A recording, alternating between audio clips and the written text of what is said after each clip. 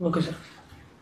ఈరోజు వైఎస్ఆర్ పార్టీ అధ్యక్షుడు పులివెందుల ఎమ్మెల్యే జగన్మోహన్ రెడ్డి కోర్టుకి హాజరు కాకుండా 6 సంవత్సరాలుగా తప్పించుకుని సిబిఐ కేసుల్లో 11 ఛార్జ్షీట్లు, 9 ఈడీ ఛార్జ్షీట్లు, తీవ్రమైనటువంటి ఆర్థిక నేరంలో నెంబర్ 1గా ఉండి అందులో A1గా ఉండి దగ్గర 40,000 కోట్ల ఆస్తులు, అక్రమ ఆస్తులు మరి నిర్ధారణ అయితే కోర్టుకు హాజరు కాకుండా తప్పించుకు తిరుగుతూ 6 సంవత్సరాలుగా ఈరోజు కోర్టు ఇచ్చినటువంటి డైరెక్షన్లో హాజరు కావాల్సినటువంటి పరిస్థితిలో ఒక భయంకరమైనటువంటి వాతావరణాన్ని సృష్టించడానికి ఒక నేరగాడు ఏ రకంగా కోర్టుకు రావాలో దానికి కొన్ని నిబంధనలు ఉన్నాయి.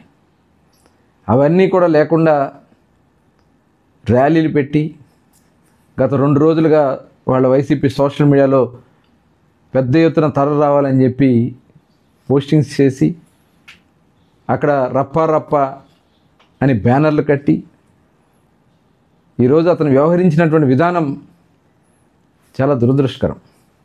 ఒక నేరారోపణ వచ్చినప్పుడు చట్టం ముందు నిర్ధారణ చేసుకోవాలి. ఇవాళ మీ మీద వచ్చినటువంటి కేసులు గతంలో ఏ ఒక్క రాజకీయ నాయకుడి మీద రానన్ని కేసులు మీద ఉన్నాయి.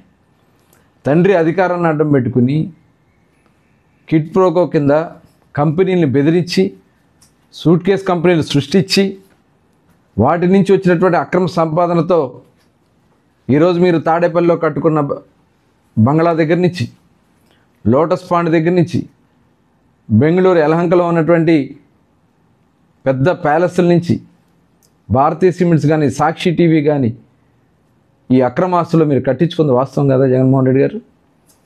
ఇవాళ మీరు 6 సంవత్సరాలుగా కోర్టు వాయిదాకు వస్తే ఖర్చు అవుతుందని చెప్పినటువంటి వ్యక్తి విజయవాడ నుంచి నాంపల్లి కోర్టుకు వెళ్ళడానికి ఖర్చులు అని చెప్పి ఇవాళ స్పెషల్ ఫ్లైట్లో ఈరోజు కోర్టుకు వచ్చినటువంటి వ్యక్తి జగన్మోహన్ రెడ్డి.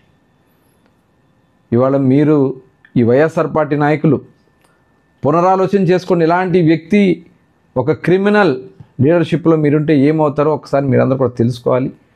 ప్రజలు కూడా అన్నీ బహిర్గతమైనవి. మీ మీద ఉన్నటువంటి కేసులు, మీరు చేసినటువంటి అక్రమాలు, మీరు చేసినటువంటి దోపిడీలు అన్నీ కూడా తప్పకుండా రుజువు అవుతాయి. కానీ కోర్టుని గౌరవించాల్సిన విధంగా గౌరవించలే. ఆ రోజు మీరు అధికారం ఉంది కదా అని చెప్పి సోషల్ మీడియాలో జడ్జిల మీద పోస్టులు పెట్టారు, అనేక మంది న్యాయమూర్తుల మీద పోస్టులు పెట్టారు, దేశ విదేశాల్లో మీ వ్యక్తులను పంపించి అక్కడి నుంచి వాళ్ళని కించపరిచే విధంగా పోస్టులు పెట్టారు. ఇవన్నీ కూడా ప్రజలు మర్చిపోరు. మరి ప్రజాస్వామ్యంలో దురదృష్టకరం ఇలాంటి వ్యక్తి మన ఆంధ్ర రాష్ట్రంలో ఉండడం మన దురదృష్టకరం. ప్రజలు గమనించాలని చెప్పి కోరుతా ఉన్నాను.